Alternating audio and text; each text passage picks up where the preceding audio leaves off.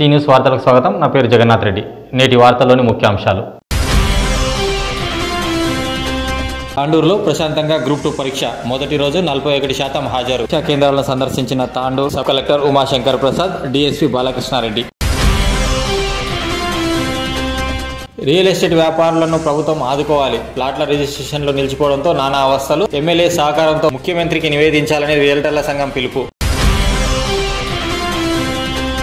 వికారాబాద్ జిల్లా తాండూరులో గ్రూప్ 2 పరీక్ష ప్రశాంతంగా కొనసాగింది. మొదటి రోజు 41% అభ్యర్థులు మాత్రమే హాజరై పరీక్షలు రాసినట్లు అధికారులు వెల్లడించారు. ఆదివారం గ్రూప్ 2 పరీక్షను దృష్టిలో ఉంచుకుని తాండూరులో మొత్తం 11 పరీక్షా కేంద్రాలను ఏర్పాటు చేశారు. ఉదయం 8:30 నుంచి 9:30 గంటల వరకు అభ్యర్థులను పరీక్షా కేంద్రంలోకి అనుమతించారు. 10 గంటల నుంచి 12 గంటల వరకు పరీక్ష కొనసాగింది. మధ్యాహ్నం 1:30 నుంచి 2:30 గంటల వరకు అభ్యర్థులను పరీక్షా కేంద్రంలోకి అనుమతించగా 3 గంటల నుంచి 5:30 గంటల వరకు పరీక్ష కొనసాగింది. పరీక్షా కేంద్రంలోకి అభ్యర్థులను క్షుణ్ణంగా పరిశీలించిన తర్వాతే అనుమతించారు. తాండూరులో 11 పరీక్షా కేంద్రాల్లో ఉదయం 3,165 మంది అభ్యర్థులు హాజరు కావాల్సి ఉండగా 1,310 మంది మాత్రమే అభ్యర్థులు హాజరయ్యారు. మధ్యాహ్నం 1,300 మంది అభ్యర్థులు మాత్రమే పరీక్ష రాశారు. 1,868 మంది అభ్యర్థులు గైరాజరయ్యారు. ఉదయం నుంచే పరీక్షా కేంద్రాలను Tandur sub collector Umashankar Prasad, DSP Balakrishna Reddy పరిశీలించారు. పోలీస్ శాఖ ఆధ్వర్యంలో పరీక్షా కేంద్రాల వద్ద ఎలాంటి అవాంఛనీయ సంఘటనలు చోటు చేసుకోకుండా బందోబస్తు ఏర్పాటు చేశారు. ప్రతి కేంద్రం వద్ద 144 సెక్షన్ పక్కగా అమలు చేశారు. మరోవైపు నిమిషం ఆలస్యం కారణంగా ఓ గర్భిణీ మహిళ పరీక్షకు దూరమైంది. పెద్దేముల్ మండలం ఇందూరు గ్రామానికి చెందిన వీణా నిండు గర్భిణిగా ఉంది. అయినా కూడా గ్రూప్ 2 పరీక్షకు సిద్ధమైంది. తాండూరుపట్నం చైతన్య జూనియర్ కాలేజీలో ఏర్పాటు చేసిన పరీక్షా కేంద్రానికి హాజరు కావాల్సింది. ఆదివారం ఉదయం భర్తతో కలిసి వచ్చి పరీక్షా కేంద్రానికి చేరుకుంది. పరీక్షా కేంద్రం వద్ద 9:30 గంటలకు ముందే ఆమెకు నిర్వాహకులు తనిఖీ చేశారు. పక్కకు వచ్చి భర్తను పలకరించేందుకు వెళ్లింది. తిరిగి వచ్చేసరికి నిమిషం ఆలస్యం జరిగింది. నిర్వాహకులు గేటు వేశారు. దీంతో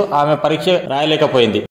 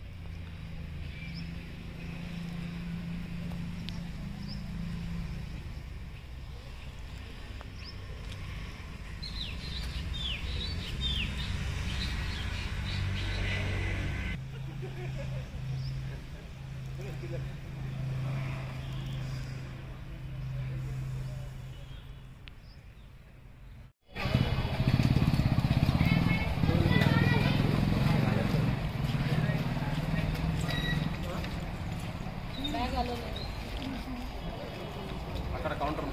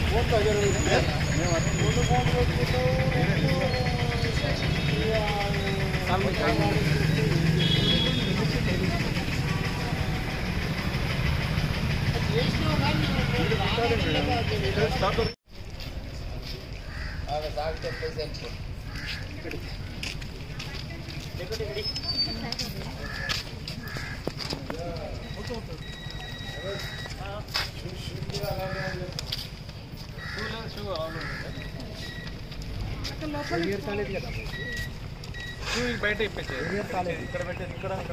జూనియర్ కాలేజ్ ఉంది. అప్పుడే ఎవరు హిందూ జూనియర్ కాలేజు ఈ రోడ్ అవతల ఉంటుంది. కొంచెం స్పీడ్గా వెళ్ళామా, టైం హాఫ్ అన్ అవర్.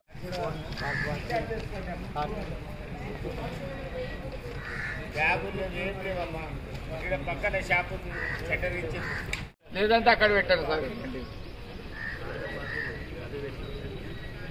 బండ్లు అక్కడ పెట్టారు.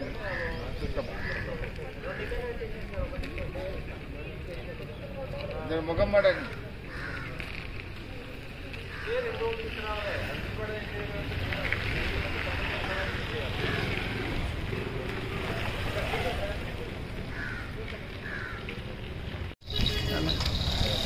నమస్తే.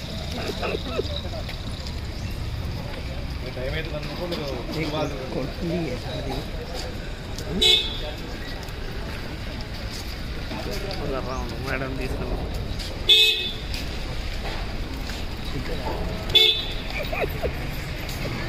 ఆమె లోపల పంపించేసి అది లోపల అమ్మా ఏమని లాడ్జ్ రమ్మని కానిస్టేబుల్ బైక్ క్యా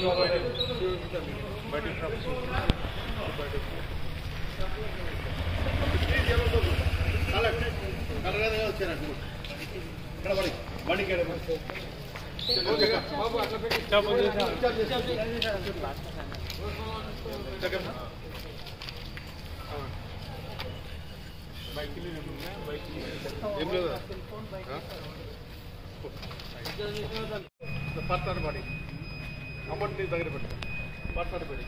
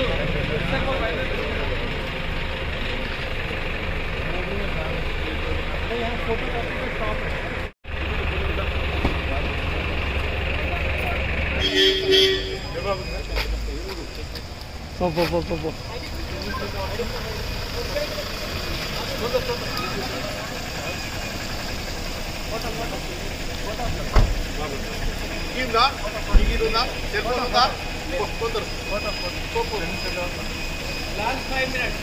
Last 5 minutes.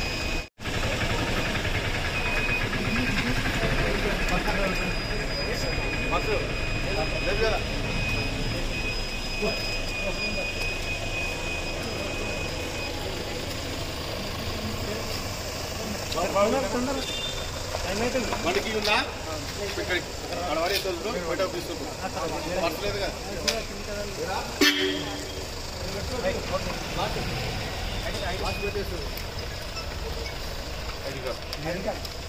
ఇదేందమ్మా పడుతుందా ఏముంది బాబు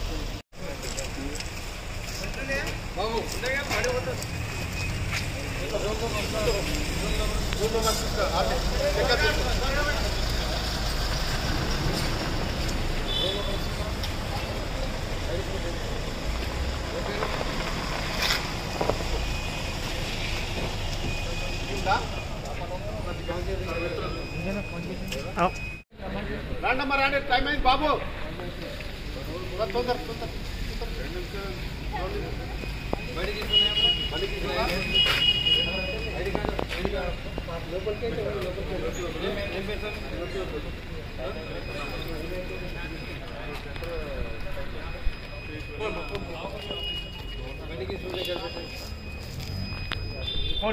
లోపల చెక్ చేసి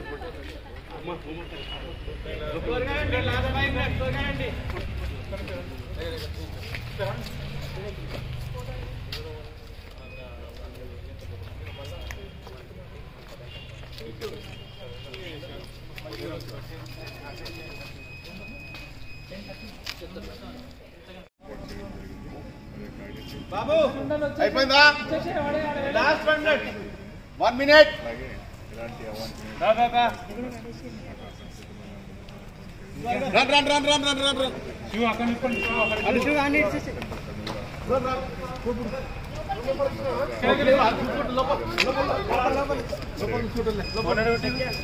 ఇదేంది అమౌంట్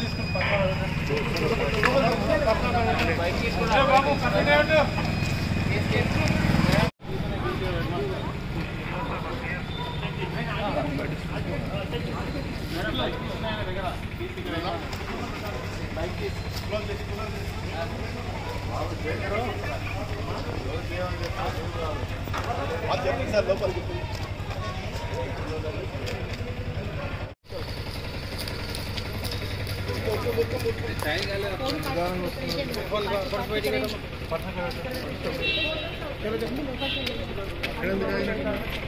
ఆటో గురించి ఆగి సార్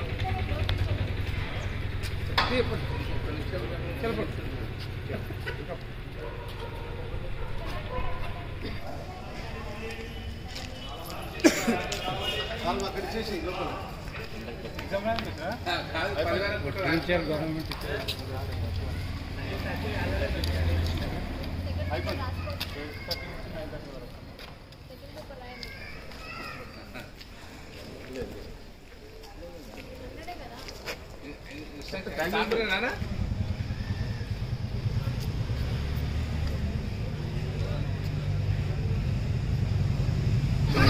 బయటికి పంపేది కాపీ చేయట్లేదు. అలా లీకేజ్ అవుతున్నాయి, మీరేం చేస్తున్నారు?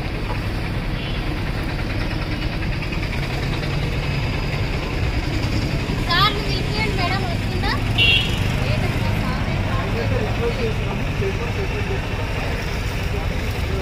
నేను ఇన్ టైంలో వచ్చినా సార్. నేను రాలేనని మీరు ప్రూఫ్ చూపించండి, నేను వెళ్ళిపోతా. వచ్చినా కాబట్టి నన్ను పంపించండి.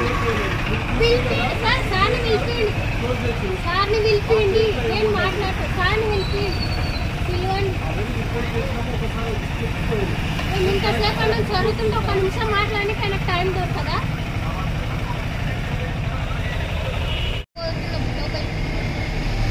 తొమ్మిదిన్నర అయితే మేడం చెక్ చేస్తుందా? ఇప్పుడు వచ్చింది ఏమైనా చెక్ చేస్తుందా?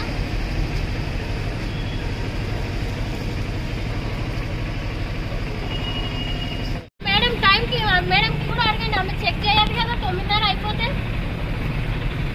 ఆమె టైం చూసుకునే కదా పని చేస్తుంది. ఏ కాలేజ్ లో అయినా గేట్ లోపలికి వచ్చినాక చెక్ చేస్తారు, బయట పెట్టారు. ఎక్కడ చూడలేదు మేమైతే ఎగ్జామ్స్ రాసినాం కాదు. లోపలికి పోయినాక ఎన్ని చెకింగ్ అయినా చేస్తారు.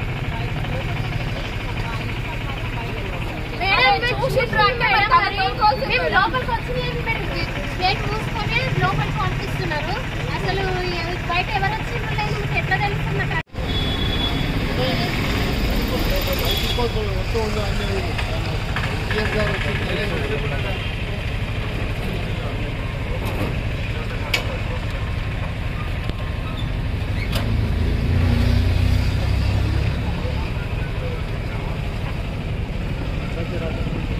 ఎవరు రాదు, మన ఊరికే ఆర్డీఓ సబ్ తక్కువండి, బయటికి పంపి వెళ్ళిపోతాం. ఆర్డీఓ సబ్ తక్కువండి. మీరు కంప్లైంట్ చేయండి ఆర్డీఓ సబ్కి, లొల్లి పెట్టి లాగా ఉంది. పేపర్ స్టార్ట్ అయింది సార్. బయటనే ఉండాలా?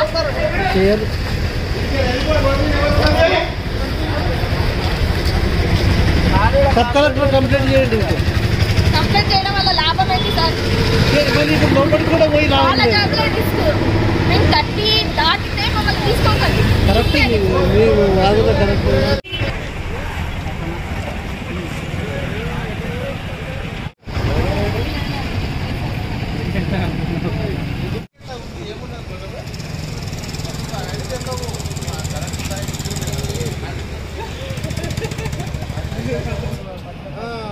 చెకింగ్ చేయకపోతే లోపల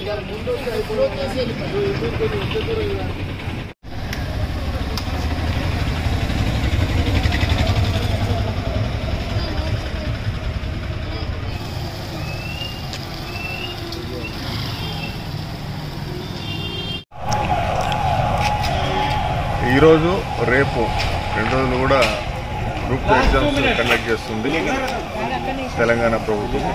ఈ సందర్భంగా తాండూరు పట్టణంలో 11 సెంటర్లలో కూడా పోలీస్ బందోబస్తు ఏర్పాటు జరిగింది. ప్రతి సెంటర్ వద్ద ఒక women PC and male Pisces కూడా ఉన్నారు. వాళ్ళ యొక్క ఐడెంటిటీ చెక్ చేస్తూ ఫ్రిస్కింగ్ చేస్తూ వాళ్ళని అలౌ చేయడం జరుగుతుంది. అట్లాగే అన్ని రకాల బందోబస్తు ఏర్పాటు జరిగింది. సెంటర్కి సమీపంలో ఉన్న జిరాక్స్ సెంటర్స్ అన్ని కూడా క్లోజ్ చేయడం జరిగింది. ఎక్కడ ఎలాంటి అవాంఛనీయ సంఘటనలు జరగకుండా విద్యార్థులందరూ కూడా అపీల్ అయ్యే వారికి కూడా అన్ని సౌకర్యాలు పోలీసు బందోబస్తు ఏర్పడడం జరిగింది.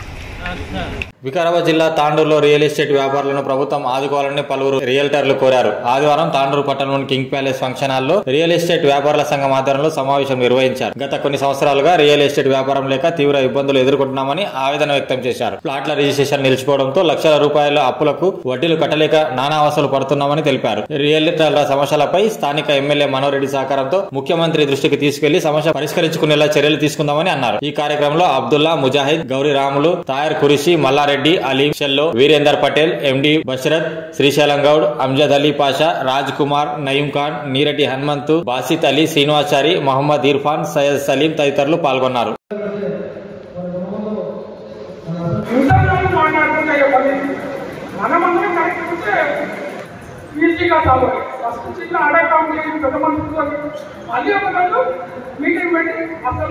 కమిటీ ఏర్పాటు చేసి అందరూ ఉండాలి. ఈ పార్టీ పడవద్దు, ఆ పార్టీ పడవద్దు అని కాదు. పార్టీ అంటే పొలిటికల్ ఇన్వాల్వ్మెంట్ లేకుండా ఎలక్షన్ జరగదు. అంటే పొలిటికల్ సపోర్ట్ తక్కువనే కావాలి. కాబట్టి పొలిటీషియన్స్ ఉండాలి, పార్టీకి అతీతంగా ఉండాలని ముందు పెట్టాలి.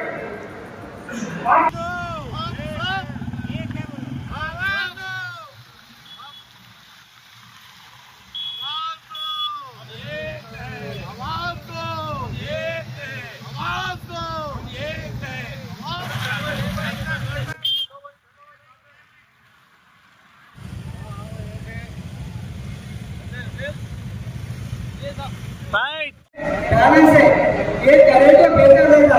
इसके बाद आप दूसरे मंत्रों के वादता एक कमेटी के तहत एक जगह प्लाट में बंद दे सकते हैं। हर कोई प्यारे चले गया। अब पूछने वाले हैं ऐसा यहाँ से यहाँ तक होगा, लिहाजा यहाँ से तो करोड़ों के बोले तो मैं समझता हूँ ये बेहतर रहता।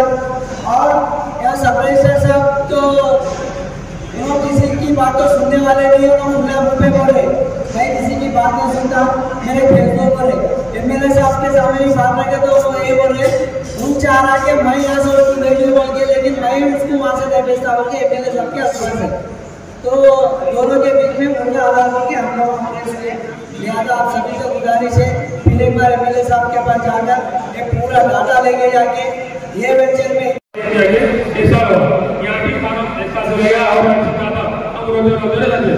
ये बात सीएम तक पहुंचाना, इसके बाद से एक टीम बनाना, 100-200 आदमी मिलकर सीएम साहब के पास जाना। और सीएम साहब को दूर नहीं है, हमारे मुकाम में है, हमारे बाजू में है, हमारे वो टेक था, हमारा ठाकुर से पहल करें तो इंशाल्लाह अपने तेलंगाना से लोग क्या थे वहां से। अब हाइड्रा का मसला लेके कितना पुकारा हुआ, अब खामोश हो गए। और इसको पब्लिक में मालूम होना कि हैदराबाद हो गया बोल के मालूम नहीं है, सारी काम हो गया। वो हैदरा की तरफ से मैं छोटी मिसाल दे रहा हूँ, तांडू में नेशनल गार्डन के पीछे जमीन है, प्लाटा है, घर है, सब है। वहाँ 17-18,000 15,000 जो भी है, एक जमीन प्लाट बचा हुआ है फालतू, वो मोरी नहीं बनी वहाँ पे, और नाले के सरकार में फैल गया, 40 फीट या 30 फीट का नाले से फैल गया। प्लाट जाके पता चला वहाँ पे नहीं में नाला है, नेवड़ा पर वो नाला है ना कुछ है। हालांकि 14,000 से देने के लिए लेने वाला नहीं प्लाट हो।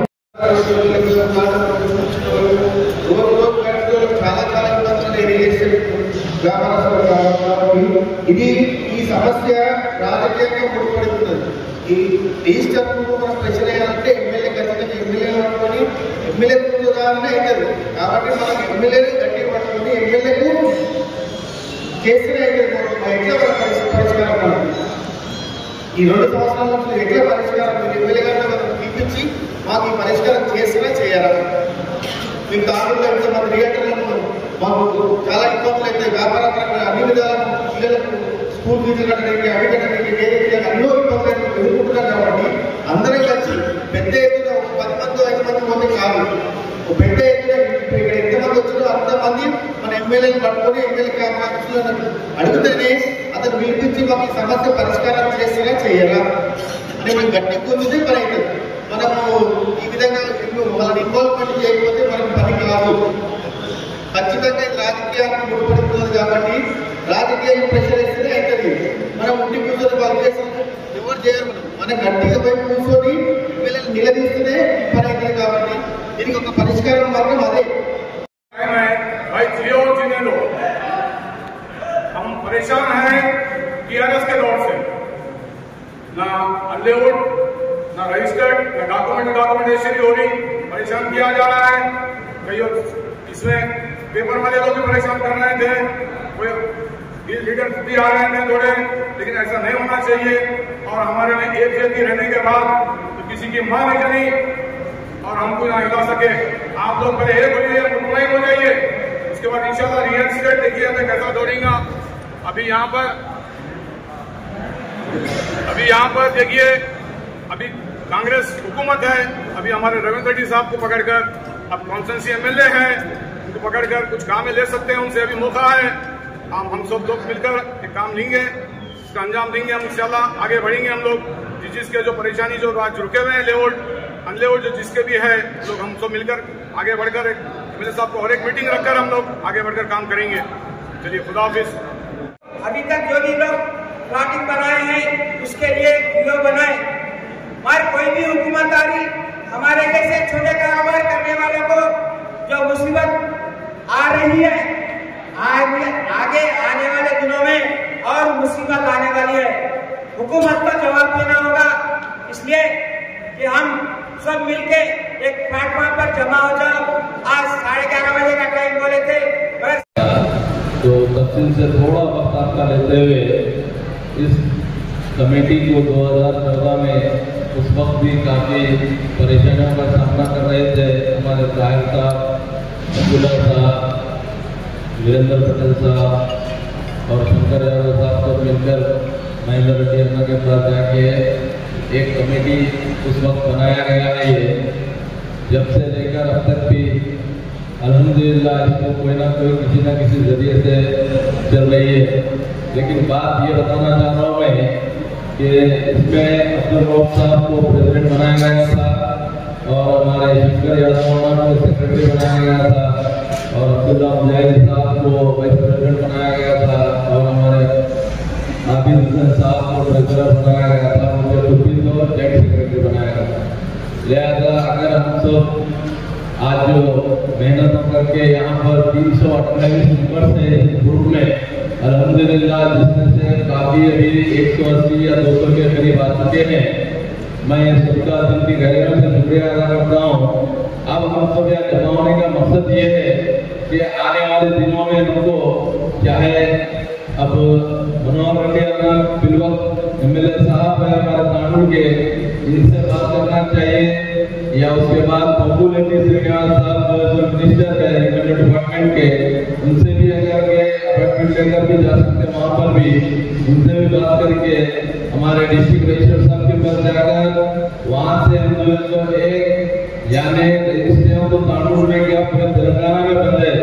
लिहाजा हमको कोशिश करना ये है कि जितना जल्दी हो सके कानून में एक रजिस्टर को चेंज करने के लिए इस मीटिंग को रखा गया है।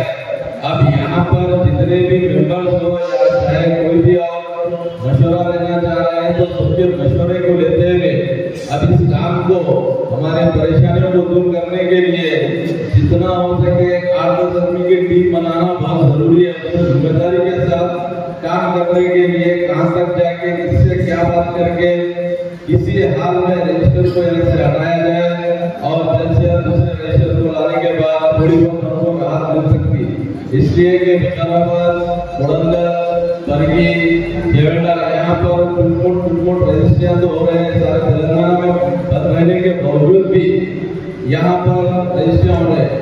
इसका मकसद ये है कि जो रजिस्टर बैठे हुए हैं वहाँ पर वो कुछ लोगों की परेशानियों को देखते हुए थोड़े बहुत रजिस्ट्रियाँ कर रहे हैं और आज हम यहाँ पर जमा हुए तो सबकी राय दे, खुलकर राय दे, मशवरा देंगे कैसा करना है आगे और सबको ये कमेटी को कैसा करना है और रजिस्ट्रियाँ के कैसा चालू कराना है, रजिस्टर से किस तरीके से चेंज कराना है, थोड़ा खुल के मशवरा दे तो बेहतर है।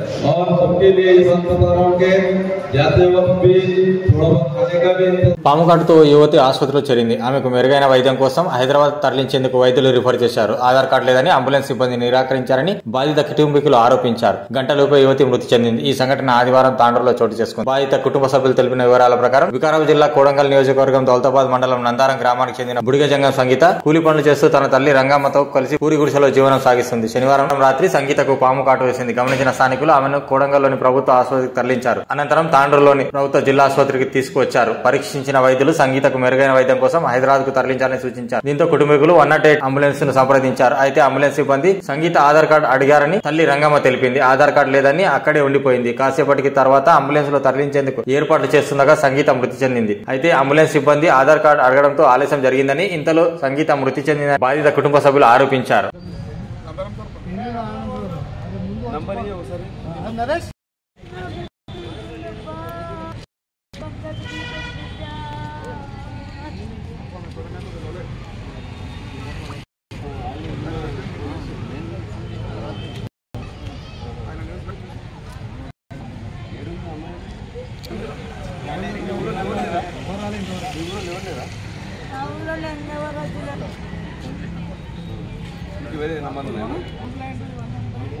చెప్పినా మనం అన్ని చెప్తే కూడా నాకు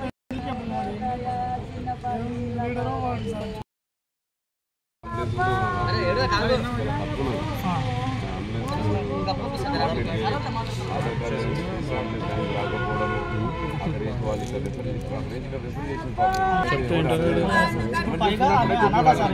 ఇప్పుడు ఆమెకు భర్త లేడు, ఆమె కడుపులో కొడుకులు లేరు, ఆమె దగ్గర పాలలు కూడా ఎవరు లేరు, వాళ్ళ కుటుంబ సభ్యులు ఎవరు పట్టించుకోలేరు. అవును సార్, నిజమే సార్. వాస్తవానికి ఆ ఊరు వాళ్ళే ఆమెను కాపాడుతున్నారు. ఇప్పుడు ఆ ఊరు వాళ్ళు ఎలాంటిది ఏం లేదు, వాళ్ళు ఆ ఊరు వాళ్ళే ఆమెను కాపాడుతున్నారు, ఆమెకు తిండి పెడుతున్నారు, అన్నీ చూసుకుంటున్నారు. ఇప్పుడు మేము ఆమె తమ్ముని కొడుకుని, నాకు యాక్చువల్గా ఈరోజు గ్రూప్ ఎగ్జామ్ ఉంది, అది మిస్ చేసుకుని వచ్చిన. ఆమె పరిస్థితులు బాగాలేవు సార్. ఇప్పుడు మా దగ్గర కూడా మా నాయన వాళ్ళకి అన్నదమ్ములు మొత్తము 6 మంది అన్నదమ్ములు. 6 మందిలో కూడా అనారోగ్య సమస్యలతో 5 మంది అన్నదమ్ములు చనిపోయింది. ఇప్పుడు మా నాన్న ఒక్కడే ఉన్నాడు అంతే. ఇప్పుడు ఆమె పరిస్థితి బాగా లేదు.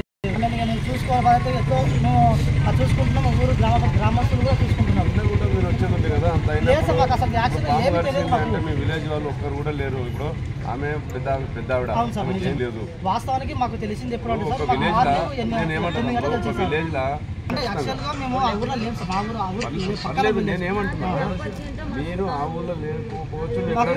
మాకు తెలియదు సార్, ఆ విషయం మాకు చెప్పలేరు. మార్నింగ్ చెప్పారు అనమాట. డైరెక్ట్ అంబులెన్స్ కు గ్రామస్తులే ఫోన్ చేసిండ్రు, పంపించారు అంతే. అంబులెన్స్ పంపించారు. ఎవరు ఆమె అంటే ఎవరు పోలేదు.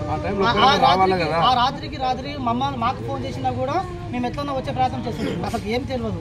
మార్నింగ్ మాకు ఆమె కళ పెడితే ఏ ఊరు ఏం సంగతి అని అడిగితే చెప్పింది. ఇక్కడ సాయంత్రం నందానం అంటే నందానం ఎక్కడ అంటే కొడంగల్ నియోజకవర్గం మనం అక్కడ డాక్టర్లు మరి అక్కడ డాక్టర్లు ఇక్కడ కనీసం చేయలేదన్న హైదరాబాద్ రాపించుకోవాలి. వీడికి ఎందుకు వచ్చినాం అంటే ఇప్పుడు అక్కడ ఉన్న గవర్నమెంట్ డాక్టర్లు ఇప్పుడు వీళ్ళకి ఏమైనా కన్సల్ట్ చేసి అక్కడ అవైలబుల్ ఉందా లేదా రాయాలి. వీడికి వచ్చిన వాళ్ళకి ఆక్సిజన్ లేదు, అది అని వీళ్ళు కూడా అన్నారు. చేసే ప్రయత్నం చేసి వాస్తవం లేటు తప్పిదం ఇక్కడ ఏంటంటే లేట్ చేయడం. నువ్వు చేసిన లేటు, నేను చేసిన, డిపార్ట్మెంట్ చేసిందా, డాక్టర్ చేసిందా, అంబులెన్స్ చేసిన మాత్రం లేట్ అయింది. లేట్ కావడం వల్లనే చనిపోయాను. వైద్యం పైన అయితే ఒక నిండు ప్రాణం అయితే బలైన సార్. ఇప్పుడు ఆమె పరిస్థితి ఎలా, ఆమెను ఎవరు కాపాడతారు? ఇప్పుడు వాస్తవానికి ఆ పిల్ల విలేజ్ లో ఉండి అడుకొచ్చి ఆమెను తల్లిని బతికించుకుంటుంది. తల్లి ఆమెను బతికించింది, ఆమె తల్లిని బతికించింది. ఎంతో కష్టం చేసి బతికింది సార్ వాళ్ళు ఇంతవరకు. సాక్షాత్తు సీఎం ఒక అంటే ఒక రాష్ట్ర ముఖ్యమంత్రి నియోజకవర్గంలో ఇలాంటి వాళ్ళకి ఇట్లా పరిస్థితులు జరుగుతుంటే ఇంకా ఎట్లా? రాష్ట్రంలో ఉన్నారు ఇలాంటి వాళ్ళు చాలా మంది ఉన్నారు సార్. వేల మంది ఉన్నారు, లక్షల మంది ఉన్నారు. వాళ్ళ పరిస్థితులు కూడా ఇంతేనా? మరి ఎవరు చెప్పుకోవాలి? ఎవరు చెప్పుకోవాలి? అలాంటి వాళ్ళు ఎవరు చెప్పుకోవాలి? ప్రభుత్వ అధికారులు దీన్ని స్పందించాలి సార్. వాస్తవానికి ఈ విధమైన అంశాలను చాలా విధంగా స్పందించాలి. ఇప్పుడు వాళ్ళకి సరిగ్గా ఎవరు లేకుంటారు. వాస్తవానికి ఈ రాష్ట్రంలో కానీ ఈ దేశంలో కానీ తల్లిదండ్రులు లేని పిల్లలు ఉంటారు, పిల్లలు లేని తల్లిదండ్రులు ఉంటారు, వృద్ధులు ఉంటారు, అందరూ ఉంటారు. ఇప్పుడు వాళ్ళందరినీ ప్రభుత్వమే కదా ఆదుకునేది. ముసలావిడకి జీవనోపాధి కలిగించి ఒక కూతురు కూలిపోయి తెచ్చి 10 రూపాయలు ఇచ్చి కూతురు చనిపోయింది. ఆమెకు రేపు అన్నం పెట్టే బాధ్యత ఎవరు తీసుకోవాలి? అదే కదా సార్ మా ప్రశ్న, మాది కూడా అదే. మాకు తెలుస్తుంది వాస్తవానికి. మీకు దయచేసి అందరికీ కృతజ్ఞత సార్, మీరు అందరూ ఫోన్ చేసింది కాబట్టి మేము వచ్చినాం. మేము వాస్తవానికి మాతో మానవత్వం అనేది దాంట్లో చాలా ఉన్నది, చాలా మంది చేసేటోళ్ళు ఉన్నారు. ధన్యవాదాలు సార్, థ్యాంక్స్ సో మచ్. ఎందుకంటే అందరి మనుషులే కాబట్టి చేయగలుగుతాం, చేసే ప్రయత్నం ఖచ్చితంగా చేస్తాం. డబ్బులు ఇవ్వకపోవచ్చు, చేతి సాయం అయితే చేయగలుగుతాం, ఎత్తుకోపోగలుగుతాం, మాట్లాడగలుగుతాం, నిలబడగలుగుతాం. డబ్బులు ఉంటే పోతుండే, ఇవ్వకపోవచ్చు, కనీసం అండగా నిలబడటం కావాలి. చాలా ధన్యవాదాలు సార్. మానవత్వంతో మీరు ఆమెను ఆదుకున్నారు, ప్రోత్సహించారు సార్. ఇప్పుడు ఇంకోటి ఆమెకు ఎన్ని చేసినా ఇప్పుడు సంతోషం లేదు మాకు కూడా. అదే సార్ మొత్తం పైన ఫోన్ మాట్లాడిపిస్తున్నాడు, వేరేతో ఫోన్ చేపిస్తే ఆమె ఏమన్నా చూసుకోండి, మీ సర్పంచ్ ఫోన్ చేసి మాట్లాడండి. ఓట్లప్పుడు పోయి నోట్లు ఇచ్చి ఓట్లు అడగడం కాదు, ఇలాంటి టైంలో ఉండడమే గొప్ప. లీడర్ లక్షణాలు అంటారు, మానవత్వం లక్షణాలు కూడా అంటారు. అప్పుడు వచ్చి మళ్ళీ మెల్లగా మాట్లాడి అవ్వా నీకు నేను చూస్తా చేస్తా అంటే గీదాంట కూడా గీదాంట చేయాలి. ఇప్పుడు ఆమె పరిస్థితి ఏంటి? ఆమెకు కొడుకులు లేకపోయి భర్త లేడు, తన ఆమె పాలెవరు కూడా చుట్టాలు ఎవ్వరు లేరు అసలుకి. ఆమె జీవితానికి కేవలం ఒక ముసలి ప్రాణానికి కారణము ఆమెను బ్రతికించాలన్నా, ఆమెను చంపాలన్నా రాష్ట్ర ముఖ్యమంత్రి దీని బాధ్యత వహించాల్సిన బాధ్యత ఉంటుంది ఖచ్చితంగా. ఇప్పుడు ఈరోజు నిండు ప్రాణము చనిపోవడానికి కారణం రాష్ట్ర ముఖ్యమంత్రి సార్ వాస్తవానికి. ఎందుకంటే ప్రభుత్వ హాస్పిటల్లో అన్ని స్పెషాలిటీస్ కరెక్ట్గా ఉంటే ఈరోజు ఆ ప్రాణం బ్రతుకుతుండే. అంటే ప్రపంచంలో చనిపోయిన మనుషులను కూడా బ్రతికించే వైద్యం ఉన్నప్పుడు ఇప్పుడు ఉన్న సిచ్యువేషన్లో కేవలం ఒక చిన్న పాము గడిస్తే బ్రతికించలేని పరిస్థితి ఉంది ఈ తెలంగాణ రాష్ట్రంలో. అంటే ఇంకా ఎట్లా ఉంటుంది సార్? ఇప్పుడు రాష్ట్ర ప్రజలను ఇంకెట్లా బతికిస్తారు? ఇప్పుడు అలాంటి వాళ్ళు కోట్ల మంది ప్రజలు చేర్లలో పొలాలలో బయట చాలా మంది తిరుగుతుంటారు. వాళ్ళ పరిస్థితి కూడా అదే కదా, రైతులది కూడా. అంటే దీనికి బాధ్యత వహించాల్సిన సీఎం బాధ్యత అయితే ఖచ్చితంగా ఉంటుంది కదా సార్. ఏది ఉన్నా ఆమె ప్రాణానికి ఆమె తోలుతారు సార్. ఇప్పుడు మాట క్లియర్గా నీ సమస్య ఏందని చెప్పేసి పెద్ద హాస్పిటల్ తీసుకుని వచ్చారు. కానీ ఇక్కడ కూడా ట్రీట్మెంట్ రిఫరెన్స్ హైదరాబాద్ రాస్తే అక్కడ ఉన్న అంబులెన్స్లో ఉన్న అసిస్టెంట్ ఆధార్ కార్డు లేదన్న నెపంతో గంట సేపు కాలయాపన ఆరోగ్యం తీవ్ర స్థాయికి చేరుకొని బురుగులు కట్టుకొని అంబులెన్స్లోనే చనిపోయిందని చెప్పేసి విషయం తెలిసిన వెంటనే రావడం జరిగింది, అడిగి తెలుసుకోవడం జరిగింది. ఇది అసలు ముఖ్యమంత్రి సొంత నియోజకవర్గం, ముఖ్యమంత్రి సొంత జిల్లా నందారం విలేజ్ కొడంగల్ మండలం నుంచి అక్కడ చెప్తే అక్కడ నుంచి కొడంగల్ నుంచి తాండ్ర రావడం జరిగింది. ఇది సిగ్గులేటు. ఇది మనం ఎక్కడ పోతున్నాం? ముఖ్యమంత్రి గారు మీరు చూడండి, మీ సొంత నియోజకవర్గంలో పాము కాటుకు వైద్యం లేని స్థితికి మీ నియోజకవర్గం చేరుకుంది. అక్కడ నుంచి తాండూరుకు రావడం జరిగింది. తాండూరు పట్టణంలో గవర్నమెంట్ హాస్పిటల్లో డాక్టర్ వంశీ గారు రిఫరెన్స్ ఇస్తే కూడా మా అంబులెన్స్ డ్రైవర్ కానీ అసిస్టెంట్ కానీ గంట సేపు 108 సిబ్బంది వాళ్ళ నిర్లక్ష్యం వల్ల బురుగులు కట్టుకొని అంబులెన్స్ చనిపోవడం జరిగింది.